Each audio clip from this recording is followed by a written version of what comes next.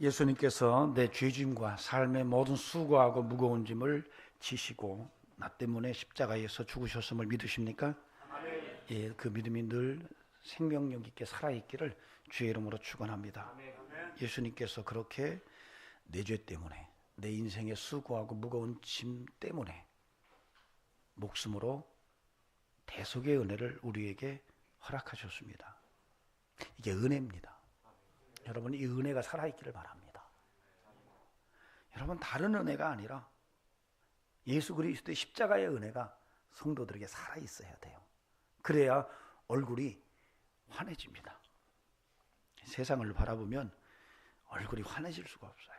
은혜를 통해서 우리의 인생에 광명의 역사가 일어납니다. 믿으시기 바랍니다. 자, 옆 사람 한번 보세요. 얼굴에 광명이 보이나?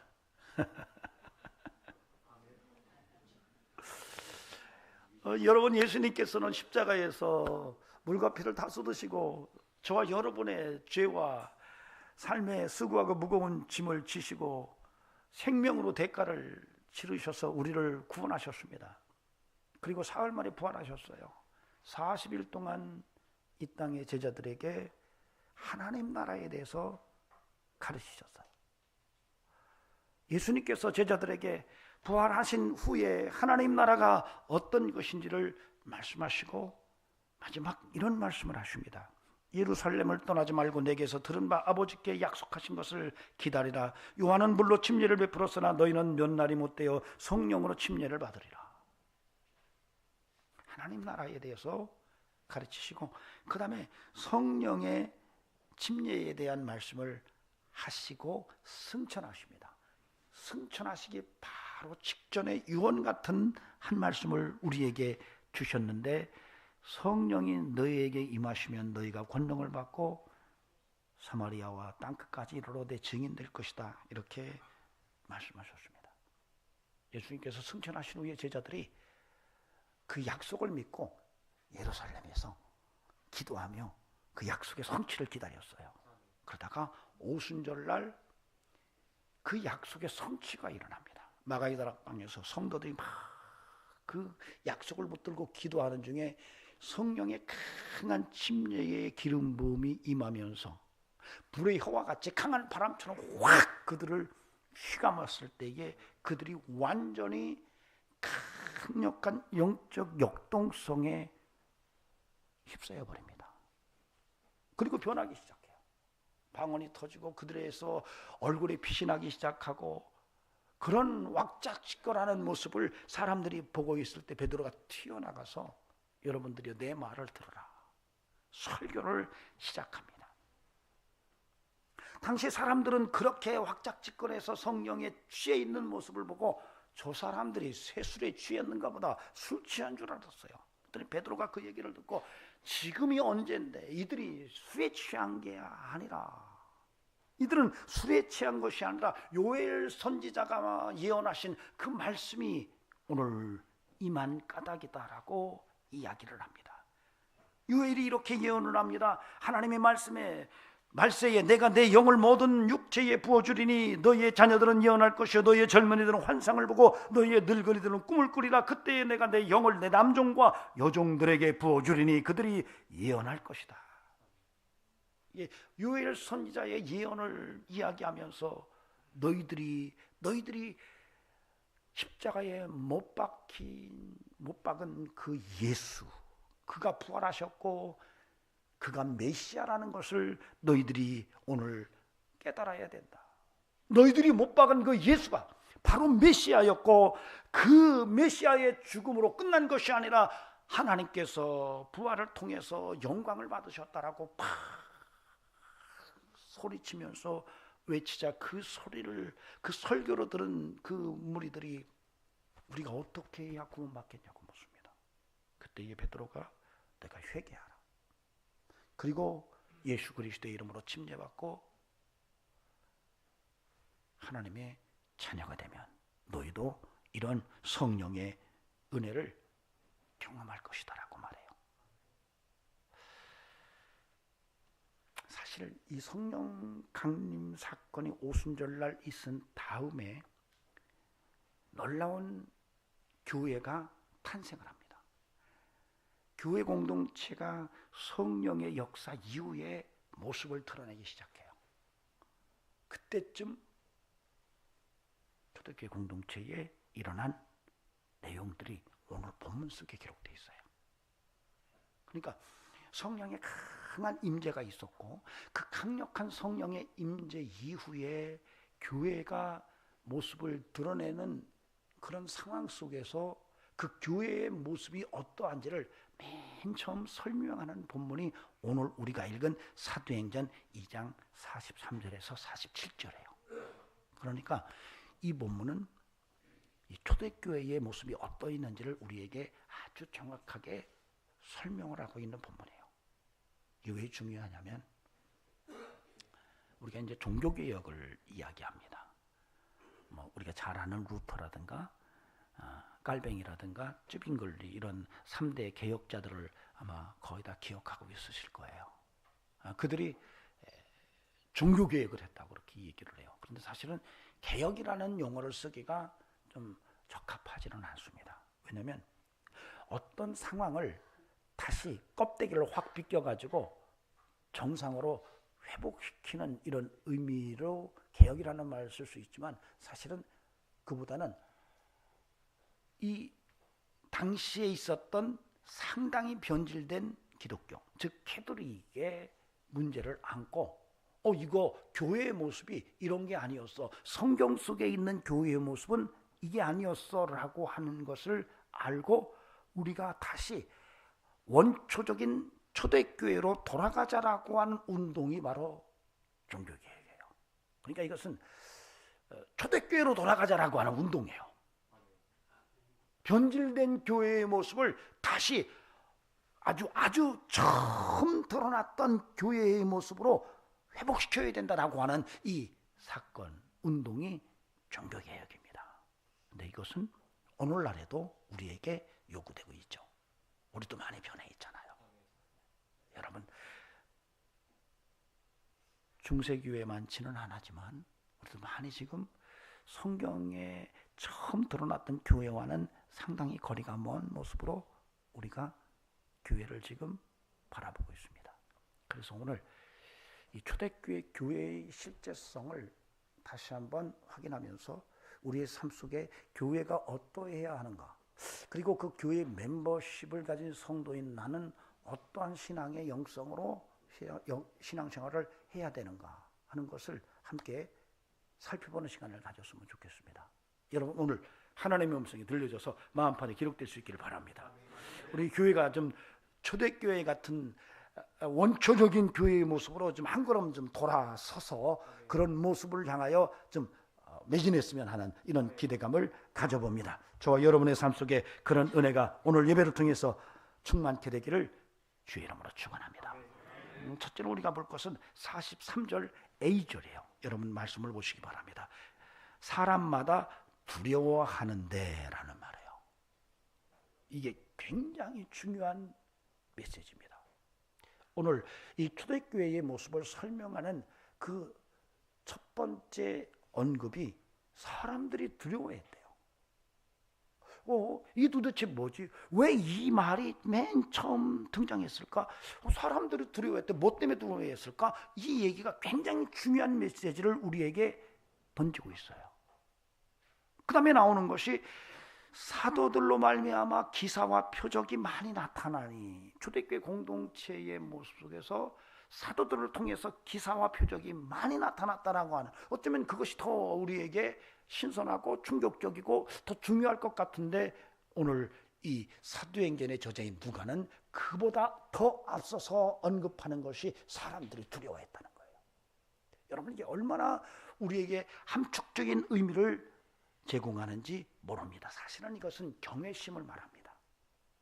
즉 다시 말하면 초대교회는 그 교회 공동체 안에서뿐만 아니라 외부에서도 교회를 바라보는 그 모습 속에서 분명하게 읽혀지는 것이 경외심이 있었다는 거예요. 두려움이 있었다는 거예요. 예. 이게 알 수 없는 건데 신비하게 왠지 교회 안에 들어오면은 거룩함이 느껴지고 경외함이 느껴지고 내가 신앙생활 하는데 예전 같지 않게 하나님의 경외심이 늘 인지되는 이런 상태를 이 누가가 오늘 초대교회 모습 속에서 드러내고 있어요. 여러분에게 굉장히 중요합니다. 교회가 이 모습을 잃어버리면 안 되는 거예요. 여러분, 교회가 하나님의 경외심을 잃어버리면 큰일 나는 거죠. 이게 참 심각한 것이요. 오늘날 교회가 경외심을 잃어버렸다는 거예요. 여러분, 성도들도요, 교회 두려워하지 않습니다. 여러분, 교회 두려워합니까? 여러분, 예배당에 들어오고 교회 공동체에 들어오면 어떤 알 수 없는 두려움, 경외심이 싹 여러분의 마음을 휘어감습니까? 여러분, 안 그렇습니다. 상당히 두려움을 느끼지 못합니다. 또 그런 모습이 세상에서도 교회를 바라볼 때 그래요. 세상에서 교회를 바라볼 때 두려움으로 교회를 바라보지 않습니다. 아주 굉장히 심각해요. 오늘날 현대사회가 교회를 바라보는 시각은 굉장히 냉수적입니다. 아주 이상한, 정말 자존감 상하는 이런 용어를 쓰면서 기독교를 조롱합니다. 개독교라고 해요.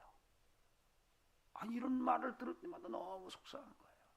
그러니까 현대교회가, 지금 한국교회가, 저와 여러분이 지금 공동체를 이루고 있는 이 교회가 지금 어떤 현실이냐, 경외심을 잃어버린 상태라고 하는 거예요.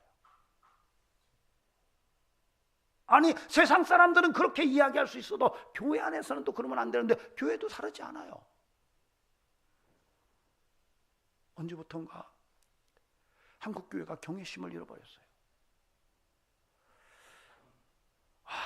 이 도대체 원인이 뭘까? 아무리 들춰봐도 쉽게 파악되지 않아요. 많은 이유를 우리가 설명할 수 있는데 이 근본 원인이 뭘까라고 생각하면 딱인이 잡히지 않는데 오늘 본문이 그 키를 우리에게 말하고 있다는 거예요. 사실요, 신학교에서 교수들이 신학을 가르치면서 자유주의 신학을 가르칠 때 많은 사람들이 영적으로 피폐해졌습니다. 앞으로 목회자가 될 그런 신학생들이 잘못된 신학을 공부하면서 굉장히 영적으로 황폐화된 상태로 목회자가 됐어요. 많은 신학생들이 목회자가 되려고 왔다가 목회의 길을 포기하고 직장생활로 떠나고, 그나마 몇몇 남아있는 신학생들은 황폐된 영적 상태로 목회 현장에 나왔어요. 이것이 한국교회가 경외심을 잃어버린 요인일 수 있어요. 또 목회자들도 오히려 섬기려는 그런 모습보다는 섬김을 받으려고 하는 이런 모습으로 열차를 갈아타 버렸어요. 그동안에는 섬김이 우리의 삶의 천직이라고 생각했는데 언제부턴가 섬김을 받으려고 하는 이런 모습으로 은근히 변화되기 시작하더니 그냥 열차를 갈아타 버렸어요. 목회자들은 번영주의에 빠졌고, 교회를 세우기 위해서는, 어떠한 건물을 세우기 위해서는 어떠한 일도 서슴지 않는 상황까지 드러나기 시작했어요. 그런데 거기서 예수님의 이름을 찾아보기 어려운 거죠. 은과 금은 없지만 나사렛 예수의 이름으로 일어나라 라고 하는 이 말씀이 무색해지고, 오히려 은과 금은 많지만 예수의 이름의 권세는 상실해버린 모습으로 교회가 지하실 바닥으로 전락해버렸어요. 성도들은 교회 사업수단으로 나오고요, 정치바람 때 되면은 교회 나옵니다. 출세의 수단으로 생각해요. 아니, 세상에서 명예나 어떤 그 지위를 인정받지 못했는데 교회 오면은 그것이 가능할 것 같아서 교회 나오는 일까지도 생겼습니다. 그래서 장로가 되기 위해서 큰 물량 공세를 하면서 직분을 받고 마치 그것이 계급인 양. 여러분, 그건 섬기는 자리인데. 여러분, 굉장히 여러 가지 일들이 교회 속에서 경외심을 깎아내렸어요. 심지어는 목회자와 성도들이 다툽니다. 나중에는 멱살을 잡기도 하고 조폭까지 동원하고 싸움을 할 때에 세상에서 그런 교회를 조롱할 수밖에 없는 현실인 거예요. 근데 이런 것들이 왜 나타났을까? 이게 오늘 본문에서 얘기하는 거예요. 성령의 은혜가 상실됐기 때문에 나는 거죠. 여러분, 성령의 은혜가 상실되면 여러분 교회는 종이조각 같은 모습으로 전락할 수밖에 없어요. 여러분, 성도들이 성령의 은혜를 잃어버리면 그 다음부터는 여러분 정말로 잘려나간 포도나무 가지처럼 밖에 버려져 태워지고 맛을 잃은 소금처럼 사람들에게 밟힐 수밖에 없는 거예요. 여러분, 오늘 초대교회는 우리에게 굉장히 중요한 교훈을 던져주고 있습니다. 교회 공동체가 어떠해야 하는지, 바로 그것은 성령의 충만한 역사 속에서 교회가 경외심을 회복하는 것임을 이야기하고 있다는 겁니다. 교회에 두려움이 있어야 돼요. 여러분, 예배드리러 오면요, 하나님의 임재 속에서 두려움이 느껴져야 돼요. 여러분, 그 두려움을 가지고 세상에 나가서 소금이 되고 빛이 되고 세상을 변화시키는 이런 삶을 살아야 돼요. 그래서 세상 사람들이 교회를 바라볼 때 좀 두려움으로 볼 수 있어야 돼요. 이런 모습을 우리가 만들어 가야 돼요. 이 얘기를 오늘 이 사도행전에서 우리에게 제시하고 있습니다. 저는 부탁을 드립니다. 저와 여러분의 삶 속에서 정말로 성령의 충만함을 통해 교회의 경외심이 살아나고 교회에 두려움이 있는 그런 은혜가 함께 하기를 바랍니다. 여러분, 1904년, 5년, 6년, 7년 20세기 초반에 영국 웨일즈와 평양의 대각성 운동을 들여다보면요, 놀랍습니다. 성령이 막 강력하게 임했을 때에 두려움이 꽉 교회 안에 쳐들어왔어요. 그 두려움이 그 지역을 확 변화시켜놨어요. 술집들이 다 문을 닫았어요. 어떻게 된 일인지 교회 안에 들어오는 이 경외심이 세상을 거룩한 모습으로 변화시켜 놨어요. 끊임없이 찬송이 끊이지 않았고, 여러분, 하나님의 말씀을 듣는 것이 지루하지가 않았어요. 밤새도록 말씀을 들어도 부족하지 않았어요. 애통하고 회개하고 밤새도록 기도하며 회개하는 이런 운동들이 웨일즈와 평양에서 일어났어요. 초대교회 마가의 다락방의 모습과 다르지 않았어요. 지금 저와 여러분에게도 이런 놀라운 성령의 역사가 드러나야 하겠습니다. 저는 우리 교회가 그런 교회로 성장해 나갈 수 있기를 간절히 바랍니다. 어떤 집사님이 그러시더라고요. 우연히 저와 얘기를 하는데, 사실 자기는 집안에서 좀 신앙이 좀 있는 집안에서 성장하면서 교회가 뭔지 좀 알긴 알았대. 그러나 신앙생활을 안 하고 아주 못된 길로 살다가 어느 날 일이 될 것 같으니 안 되고, 될 것 같으니 안 되고, 그러다가 나중에 다 말아먹고 마지막 남은 게 400만 원 남았었대요. 400만 원 남아가지고 이걸로 뭘 하려고 그랬는데 그 파트너가 자기를 사기쳐먹고 싹 그 입을 닦더래요. 그래서 너무 분해서 넌 내가 죽이는데 칼로 죽이는 게 아니라 불에 태워 죽이겠다. 그래서 부탄가스를 8병을 딱 묶어가지고 번개탄하고 딱 들고 죽이러 가려고 하는데, 자꾸 생각에 자기 가족 중에 자기가 신앙생활을 할 때 가끔가다 한마디 중요한 얘기를 던져주던 분이 생각이 나더래요. 그래서 근데 자꾸 그분 생각이 나더래요. 그래서 그걸 부탄가스와 번개탄을 놔두고 그분을 찾아갔대요. 찾아가는데 뭔 얘기도 안 했는데 그분이 뭐 앞도 안 맞는 얘기를 막 하더니 그러더래요. 하나님이 왼수를 갚는 것이지 네가 왼수를 갚으려고 하면 어떻게 되느냐 그러더래요. 그런데 그 말을 듣는데 막 소름이 꽉 끼치더래요.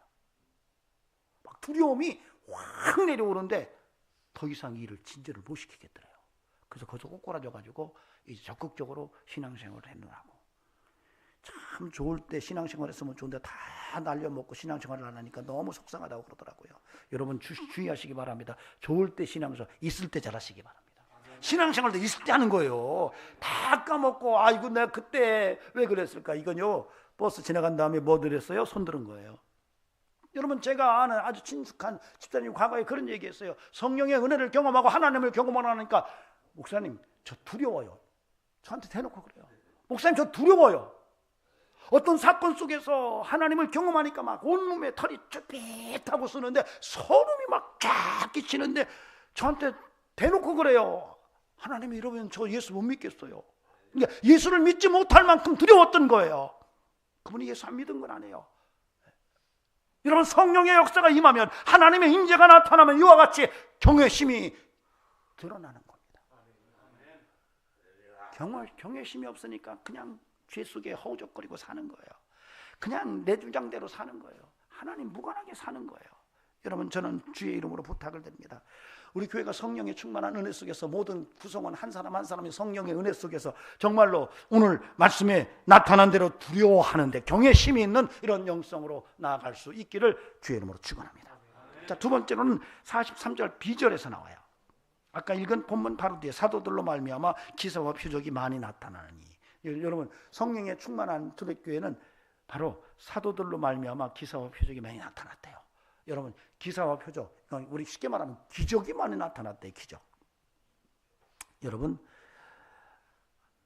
우리에게는 기적이지만 하나님에게는 일상이에요. 믿으십니까? 따라합시다. 내게 기적이지만 하나님께는 일상이다. 하나님께는 일상이에요. 그러니까 성령이 충만한 임재가 나타나니까 하나님의 일상이 우리 속에서 드러나는데 우리에게는 그것이 바로 기적처럼 표적처럼 보이는 거예요. 오늘 초대교회가 그랬대요. 오늘 교회는 그런 모습과는 좀 멀어요. 여러분, 하나님의 임재를 삶 속에서 강력하게 경험하면서 이거 기적이야? 기적이네? 하는 소리를 이구동성으로 여기저기서 막 해야 되는데 이런 소리를 못 들어보는 거예요. 아이고, 목사님 기적이 나타났대요. 아니, 기적이가 아니고 발음 잘하시기 바랍니다. 기적이가 많대요. 이렇게 아니고 정말 기적, 표적이 나타났다. 저는 우리 교회가요, 그런 간증이 아주 다반사로 경험돼서 드러날 수 있기를 간곡히 부탁을 드립니다. 예수님의 이름의 권세가 살아있었던 교회예요. 초대교회는요, 예수님의 이름의 권세가 살아있었던 교회예요. 그런데 그 이름 여전히 변함이 없어요. 여러분, 그러므로 저와 여러분에게도 그 이름의 권세가 살아있음을 믿으시고, 여러분 절대 희망 예수의 이름을 붙들고 믿음으로 여러분의 인생을 새롭게 변화시켜 나가는 이런 역사가 함께 할 수 있기를 간곡히 부탁을 드립니다. 성령의 역사로 인해서 하나님의 은혜가 초대교회는 충만했다는 거예요. 교회 부흥도 여러분 오늘 마지막에 보니까 구원받는 자의 수를 어떻게 하시더라? 더하시더라. 그 더하시는 것의 원동력이 뭐예요? 성령의 역사였어요.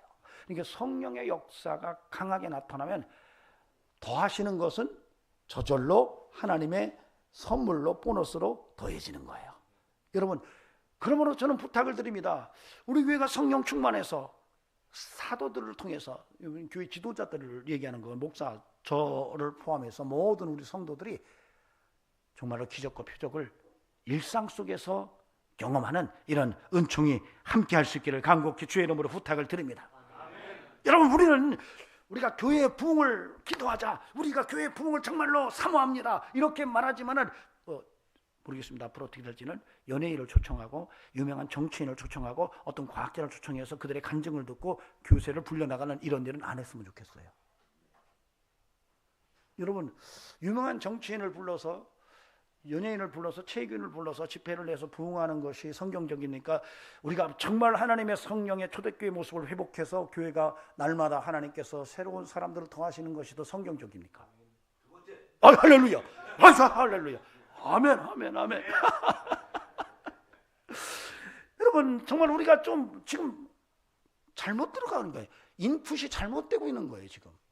여러분, 성경 속으로 들어가야 돼요. 성경에서 초대교회, 교회가 어떻게 탄생했으며 어떻게 성장해 갔는지를 보면 성령의 역사로 말미암아 드러나는 일들이었다는 거예요. 하나님께서 그냥 더하시는 거예요. 그러므로 저는 저와 여러분이 끊임없이 성령 충만을 구하고 성령 충만한 성도로 살아가면서 우리 공동체가 성령 충만해서 날마다 주님께서 구원받는 자를 더하시는 역사가 있기를 간곡히 소망합니다. 아멘. 자, 45절 한번 봅시다. 44절 45절 다음으로는 같이 읽어보시겠어요? 44, 45절 시작. 믿는 사람이 다 함께 있어 모든 물건을 서로 통용하고 또 재산과 소유를 팔아 각 사람의 필요에 따라 나누어주고. 아멘. 예. 여러분, 초대교회가요 섬김과 나눔의 공동체였음을 분명하게 밝힙니다. 여러분, 교회는 이런 섬김과 나눔의 공동체여야 합니다. 이제 보니까 재미난 것은 통용이라는 얘기예요. 통용. 예, 구원파에서는요 통용파라는 게 있습니다. 여기서 따와요. 그러니까 굉장히 좀 의미는 변색됐지만 굉장히 중요한 의미를 갖고 있는 용어입니다.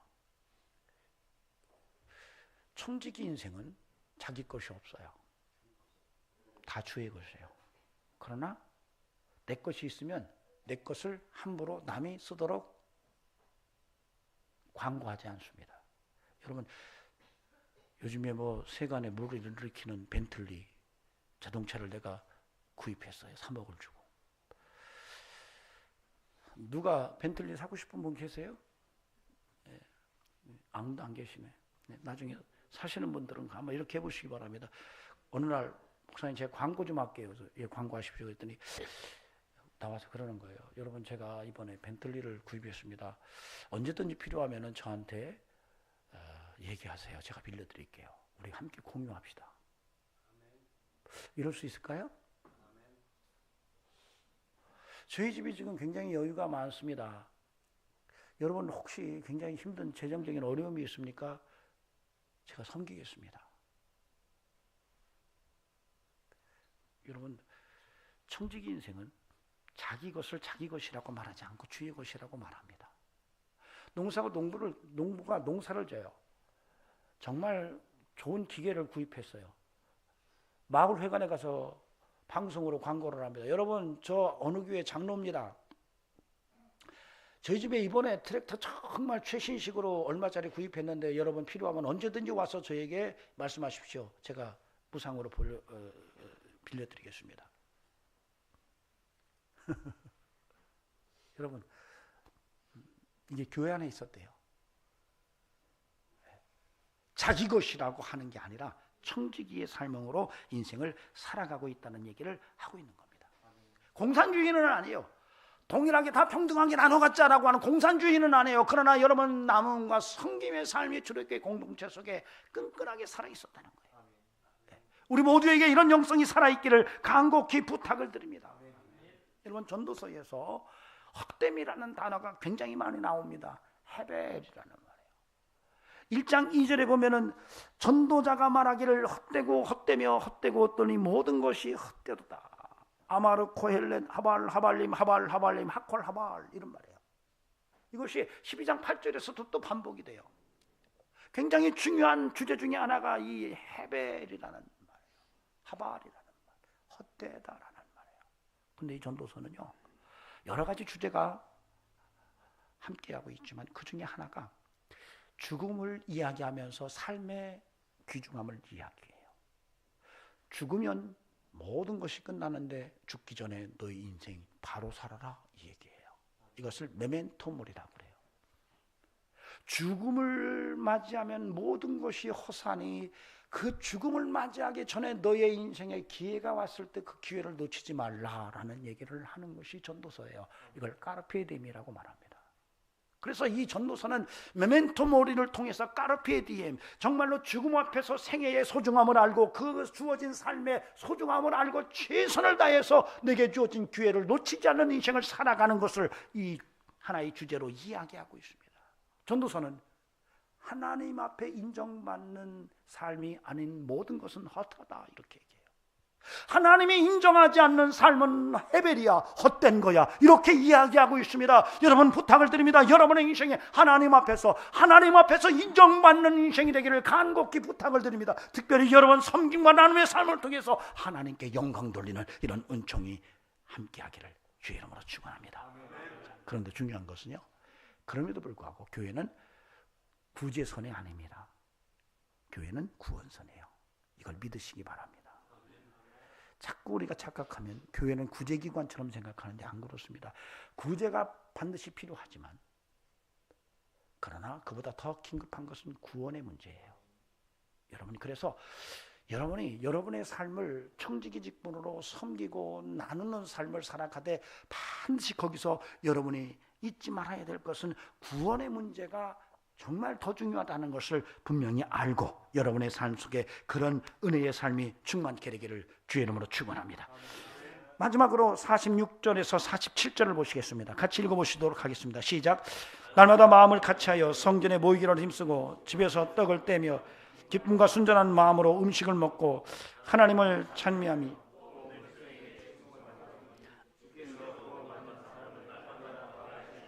아멘. 굉장히 중요한 얘기를 하고 있어요. 초대교회 공동체가 어떤지. 여기서 뭐라고 얘기하냐면 믿음의 밸런스를 이야기해요. 자, 성전에 모이기를 힘썼대요.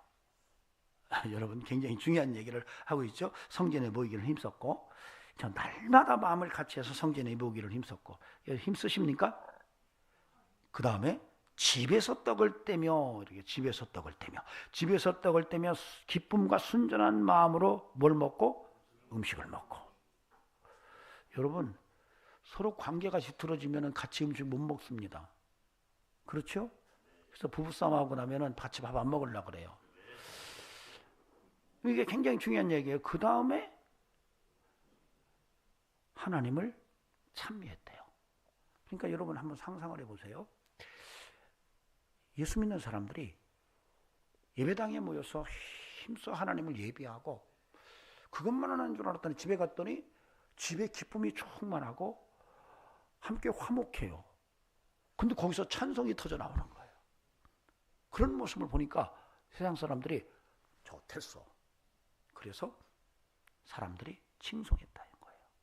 여러분 초대교회 공동체는 신앙의 밸런스가 있었어요. 신앙생활에 예배당에 와서 하나님을 예배하는 일에도 힘썼을 뿐만 아니라 가정에도 화목하고 기쁨이 있고 찬송이 가득한 이런 모습으로 교회 구성원들이 살아냈다는 거예요. 여러분 이게 굉장히 중요합니다. 여러분 신앙생활은 교회와 가정에서 아름답게 빛나야 돼요. 교회에서만 빛나면 안 돼요. 가정에서도 빛나야 돼요. 그래서요, 안수 집사님 3분 이번에 피택했는데 저는 꼭 묻습니다. 당신 자녀가 당신이 안수자 되는 것을 동의하느냐?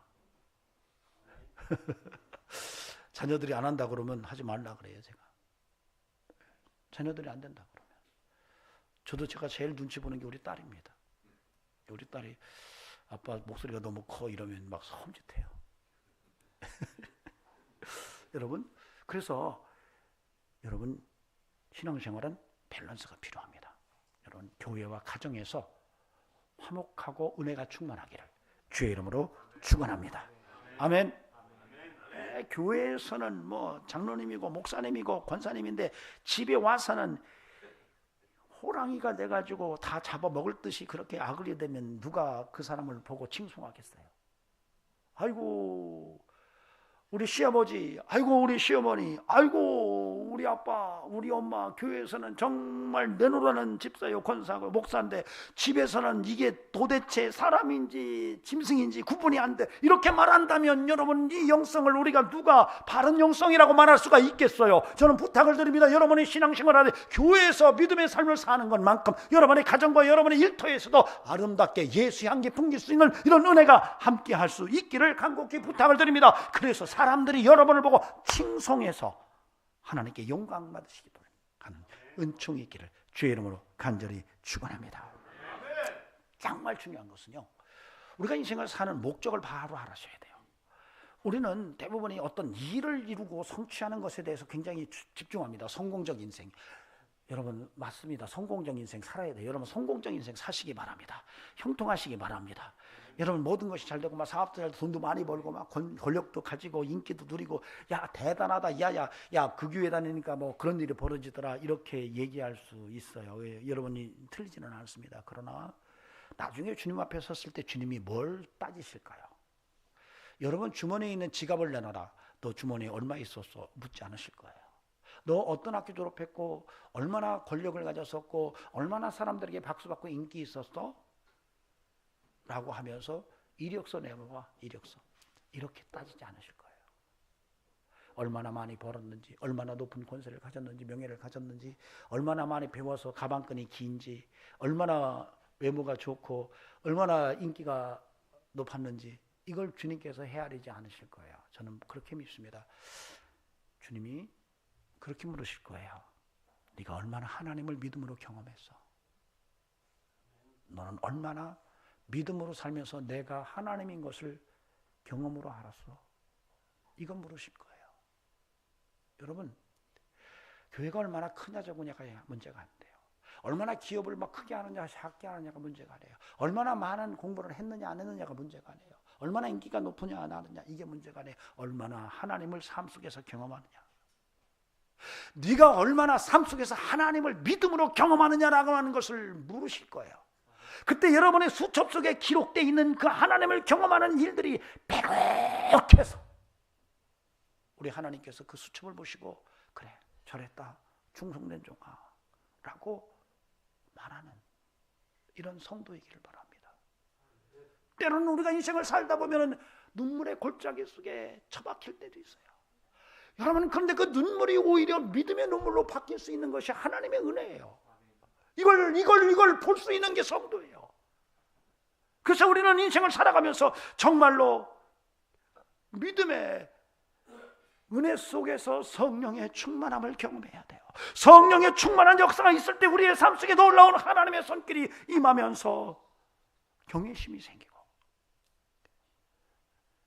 하나님의 기적이 드러나고 나눔과 섬김이 가능해지며 정말로 우리 하나님께서 우리를 보시고 기뻐하실 만한 이런 놀라운 역사가 함께할 줄로 믿습니다. 우리 성도들에게 그런 초대교회의 영성이 살아나서 하나님께 더 칭찬 듣고 영광 돌리는 복된 삶이 되기를 주의 이름으로 간절히 축원합니다. 기도하시겠습니다. 하나님 감사합니다. 가정에서나 교회에서나 우리의 믿음이 생기 있게 하시고 하나님을 경외함이 있게 하시고 아버지 하나님 살아계심을 사람들에게 드러내는 영성을 갖게 하옵소서. 교회 안에서 나눔과 섬김의 삶을 살아가며 인색하지 않도록 도와주시고 정직의 삶을 바르게 살아가는 성도 되게 하옵소서. 추수감사절이 다가옵니다. 하나님 영원 추수하는 인생 되게 하옵소서. 이제는 우리 주 예수 그리스도의 은혜와 하나님 아버지 살아계심과 성령님의 역사하심이 오늘도 하나님 앞에 구원받는 자의 수를 더하기를 원해서 성령의 충만함을 사모하는 귀한 심령들에게 영원토록 함께 하시기를 간절히 축원하옵나이다. 아멘.